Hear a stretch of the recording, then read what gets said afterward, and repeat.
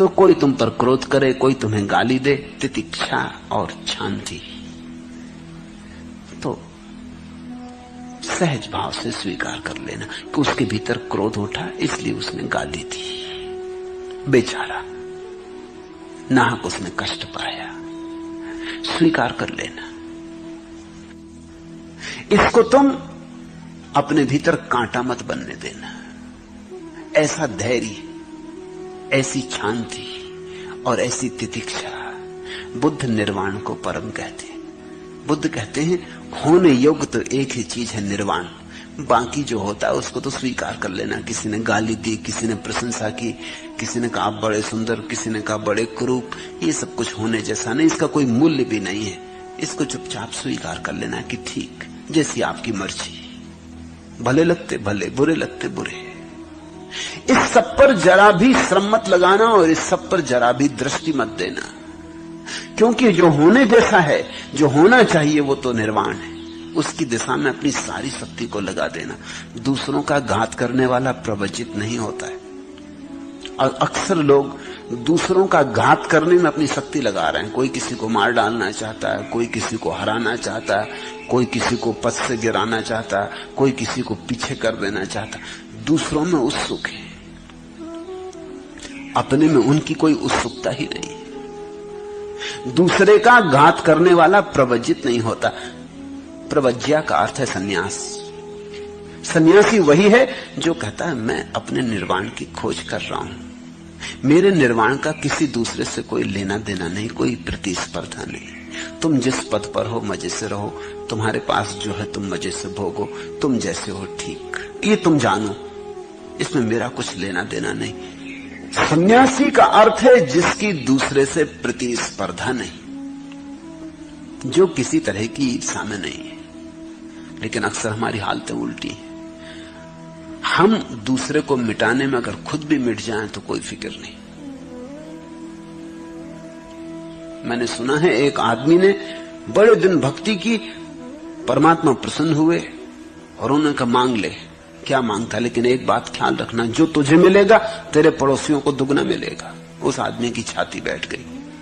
उसने कहा ये भी कोई वरदान हुआ? अरे अभिशाप कहो इसको,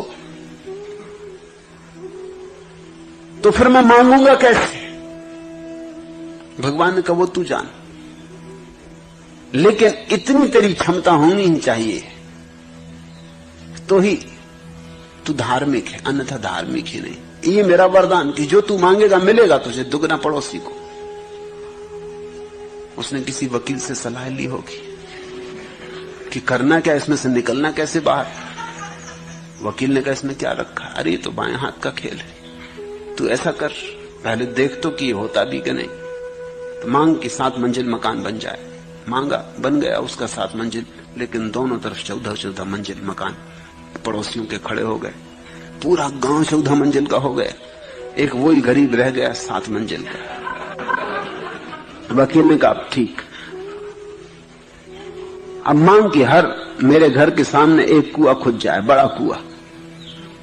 उसके घर के सामने एक कुआं खुद गया, पड़ोसियों के घर के सामने 2-2 कुएं खुद गए। उसने कहा मांग कि मेरी एक आंख फूट जाए। उसकी एक आंख फूट गई, पड़ोसियों की दोनों आंख फूट गई। वकील बड़ा होशियार रहा होगा, सुप्रीम कोर्ट का वकील रहा होगा। बेचारे पड़ोसी अब गिरने लगे कुएं में, क्योंकि 2-2 कुएं सामने और दोनों आंखें फूट गई, और 14-14 मंजिल के मकान। कोई मंजिल से गिर पड़ा, कोई सीढ़ियों से गिर पड़ा। लिफ्ट उस समय थी नहीं, और लिफ्ट भी होती तो क्या सार था, क्योंकि लिफ्ट चलाने वाले भी अंधे हो जाते। एक अकेला वही बचा, एक आंख वाला, उसकी प्रसन्नता का अंत नहीं। वो सम्राट की तरह घूमने लगा गांव में। एक वही था जो देख सकता था, हालांकि आधी देख सकता था अब, लेकिन उसका दुख नहीं था कि कन्वा हो गया, एक आंख का हो गया। मजा ये था कि सबकी गई। ख्याल रखना, ऐसा व्यक्ति सन्यासी नहीं हो सकता। इसलिए बुद्ध कहते हैं दूसरों का घात करने वाला प्रवज्जित नहीं होता है, और दूसरों को सताने वाला श्रमण नहीं होता है। ये 2 बातें छोड़ देना तो तुम सन्यासी होते हो। निंदा न करना, घात न करना, पाति मोक्ष में संवर रखना, भोजन में मात्रा जानना, एकांतवास करना और चित्त योग में लगाना, यही बुद्धों का शासन है। अनुपवादो अनुपघातो पाति मोक्षे चा संवरो मत्तुंजता चा भक्तंसिम पत्तंच सैनाशयम अधिचित्ते चा आयोगो एतम बुद्धान शासनम। निंदा न करना, क्योंकि निंदा का अर्थ है तुम अभी दूसरे में उत्सुक हो, दूसरे को छोटा करने में उत्सुक हो। निंदा का मतलब ही इतना, इसलिए इतना निंदा में रस है। हम कैसी निंदा बढ़ा चढ़ा के करते, क्योंकि हमारे पास एक ही तरकीब है कि अगर हम सिद्ध कर दें दूसरा बुरा है तो तुलना में हम भले मालूम पड़ेंगे। हम सिद्ध कर दें कि सब चोर हैं तो तुलना में हम साधु मालूम पड़ेंगे। इसलिए हम निंदा में इतना रस लेते हैं। निंदा का एक ही प्रयोजन है, दूसरों की बुराई इतनी फैला बढ़ा के करना कि धीरे धीरे तुम भले मालूम होने लगो। यही दूसरे तुम्हारे साथ कर रहे हैं। तो एक निंदा का व्यवसाय चलता पूरे समाज में। निंदा न करना, क्योंकि संन्यास्त प्रवर्जित भिक्षु जो हो गया, अब उसकी आकांक्षा अपने को उठाने की है, दूसरे को गिराने की नहीं है। घात न करना, किसी को हानि न पहुंचाना, क्योंकि जितनी ऊर्जा दूसरे को घात करने में लगेगी उतनी ऊर्जा तो ध्यान बन जाती, परम संपदा बन जाती, निर्वाण बन जाती। पातिमोक्ष में संवर रखना। पातिमोक्ष का अर्थ होता है बुद्ध ने जो कहा है। बुद्ध अर्थात जागे हुए पुरुषों ने जो कहा है उसको मानना, उसको स्वीकारना, क्योंकि बहुत बातें ऐसी भी उन्होंने कही हैं जो तुम्हें आज समझ में शायद ना भी आए, प्रयोग से समझ में आए, अनुभव से समझ में आए। उन पर प्रयोग करके देखना। प्रयोग बिना किए निर्णय ना लेना, हां या ना कुछ भी नहीं, जिसको वैज्ञानिक हाइपोथेसिस कहते हैं कि कोई चीज की परिकल्पना। किसी ने कहा कि कमरे में कुर्सी रखी, हमने कहा कि ठीक है, खोजने की दृष्टि से मान लेते हैं। मान नहीं लिया कि कुर्सी है, लेकिन खोजने की दृष्टि से मान लेते हैं, हाइपोथेसिस। अब हम कमरे में जाकर देखेंगे, अगर पाया कि कुर्सी है तो जो परिकल्पना मानी थी वो सत्य हो गई, अगर पाया कि कुर्सी नहीं है तो जो परिकल्पना मानी थी वो असत्य हो गई। लेकिन इसका नाम विश्वास नहीं है। हाइपोथेसिस का इतना ही मतलब है प्रयोगार्थ स्वीकार कर लेते हैं कि ठीक है। तो जो बुद्ध पुरुषों ने कहा है पातिमोक्ष, जो जो उन्होंने कहा है उसमें सभी तुम्हारी समझ में आएगा भी नहीं, क्योंकि तुम्हारी समझ सारी चीजों के अनुभव से भरी भी नहीं है। तो विश्वास की जरूरत नहीं है, प्रयोगार्थ स्वीकार कर लेना। भोजन में मात्रा जानना, बुद्ध को ये बात बार बार कहनी पड़ी, भोजन में मात्रा जानना। उस समय ये बड़ा भारी सवाल था।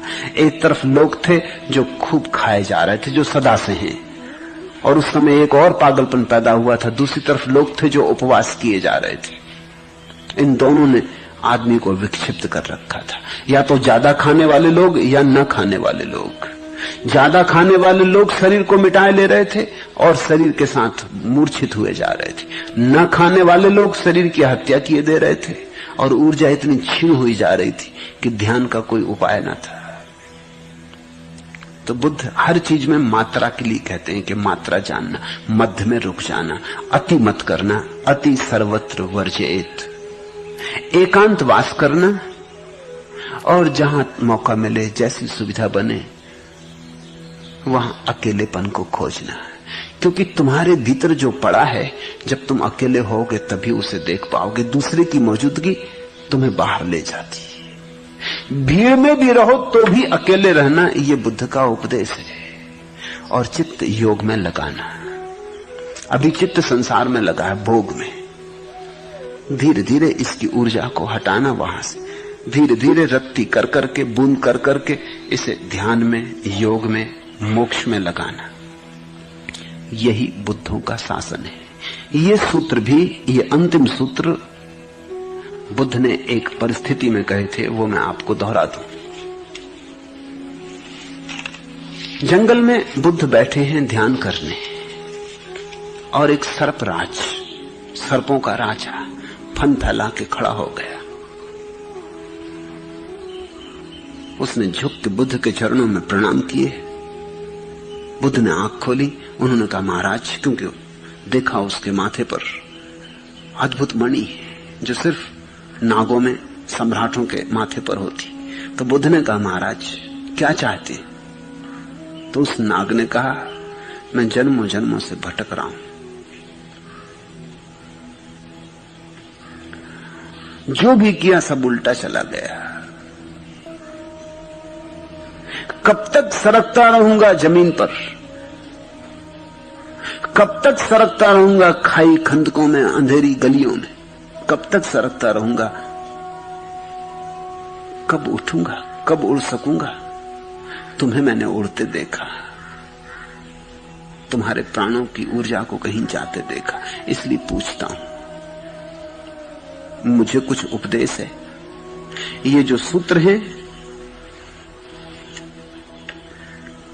सभी पापों का न करना, पुण्यों का संचय करना और अपने चित्त का शोधन करते रहना, यही बुद्धों का शासन है।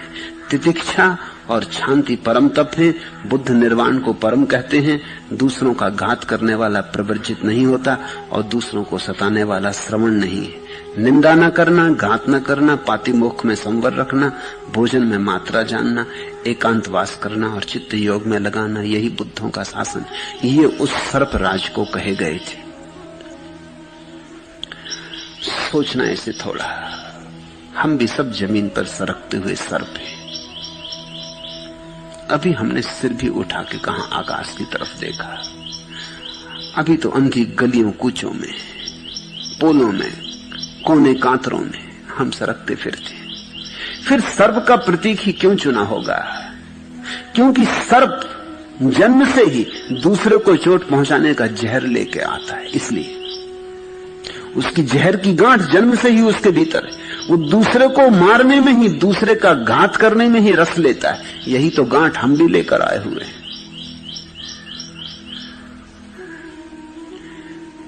ये प्रतीक प्यारा है और सर्प का प्रतीक सारे धर्मों ने चुना है। उसमें कुछ कारण है।